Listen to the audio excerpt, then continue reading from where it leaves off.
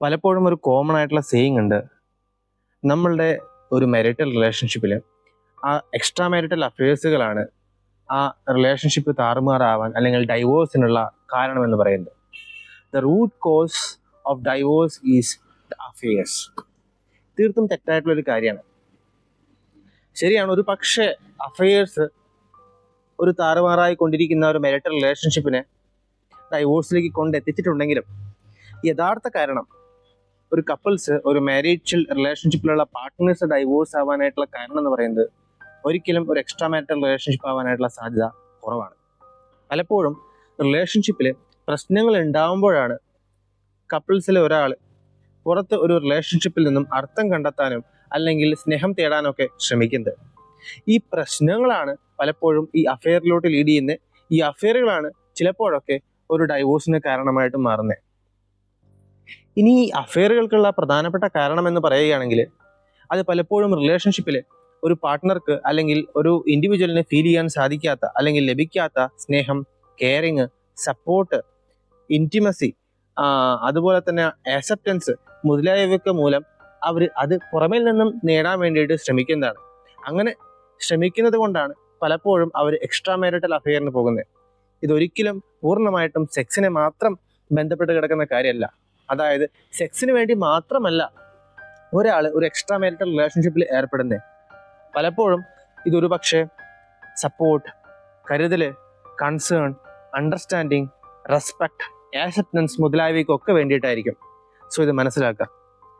Marital റിലേഷൻഷിപ്പുകളെ കുറിച്ചിട്ട് വളരെ extensively പഠനങ്ങൾ നടത്തിയിട്ടുള്ള ഒരു സൈക്കോളജിസ്റ്റാണ് ജോൺ ഗോട്ട്മാൻ PhD എന്ന് പറയുന്നത്. അദ്ദേഹത്തിൻ്റെ the 7 principles makes A marriage work എന്ന് പറയുന്ന വിശ്വവിഖ്യാതമായിട്ടുള്ള പുസ്തകത്തിൽ റിലേഷൻഷിപ്പുകളുടെ അവസ്ഥയെ കുറിച്ചിട്ട് അല്ലെങ്കിൽ റിലേഷൻഷിപ്പിൽ ഉണ്ടാകുന്ന എക്സ്ട്രാ മാരിറ്റൽ അഫെയറുകളെ കുറിച്ചിട്ടുള്ള ഒരു പഠനത്തെ പ്രതിപാദിക്കുന്നുണ്ട്. ഈ പഠനം എന്ന് പറയുന്നത് ലാൻ ഗിഗി ആൻഡ് ജോൺ കെല്ലി നടത്തിയത്. അവർ രണ്ടുപേരും ഡൈവോഴ്സ് മീഡിയേഷൻ പ്രൊജക്ട് ഇൻ കോർട്ടെ മെഡേറ, കാലിഫോർണിയയിൽ വെച്ച് നടത്തിയ ഒരു പഠനത്തെക്കുറിച്ച് പ്രതിപാദിക്കുന്നുണ്ട്. ആ പഠനത്തിലെ ആ പുസ്തകത്തിലുള്ള വരികൾ അതുപോലെ തന്നെ ഞാൻ നിങ്ങളുടെ അടുത്ത് വായിക്കാം.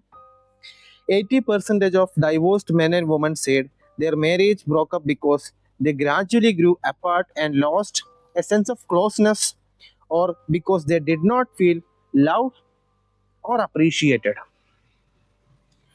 Only 20 to 27% of couples said an extramarital affair was even partially to blame.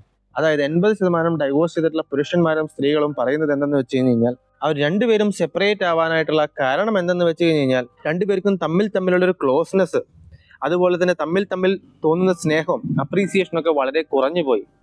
ഇനി ഇതിൽ തന്നെ 20 മുതൽ 27% കപ്പിൾസ് മാത്രമേ പറഞ്ഞുള്ളൂ ഒരു എക്സ്ട്രാ മാരിറ്റൽ അഫെയർ ആണ് അവരുടെ റിലേഷൻഷിപ്പ് ബ്രേക്ക് ആവാൻ അല്ലെങ്കിൽ അത് ഡൈവോഴ്സിലേക്ക് കൊണ്ടെത്തിക്കാനായിട്ട് കാരണമായതെന്ന്.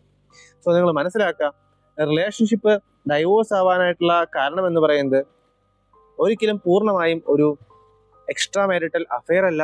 പലപ്പോഴും എക്സ്ട്രാ മാരിറ്റൽ അഫെയർ അത് ഇത്തിരി വേഗത്തിലാക്കി ആ ഡൈവോഴ്സിന് കാരണമാവാറുണ്ട്.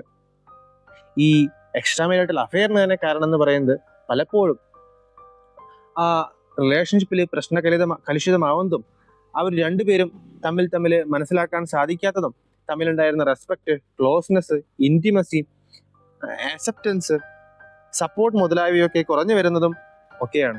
ഈ പ്രശ്നങ്ങൾ അവരെ പുറമേ നിന്നും റിലേഷൻഷിപ്പിലുള്ള അവസ്ഥയിൽ നിന്നും പുറമേ നിന്ന് സ്നേഹവും കരുതലും തേടാനായിട്ട് ശ്രമിക്കുന്നു. ആ ശ്രമിക്കൽ പലപ്പോഴും ഡൈവോഴ്സിൽ എത്തിപ്പെടുകയാണ് ചെയ്യുന്നത്.